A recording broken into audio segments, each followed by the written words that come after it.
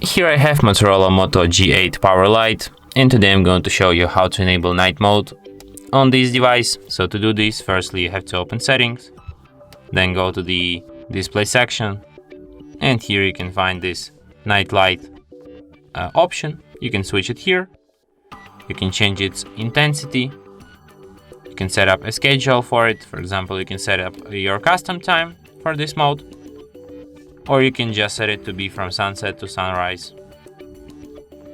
And that's how it's done.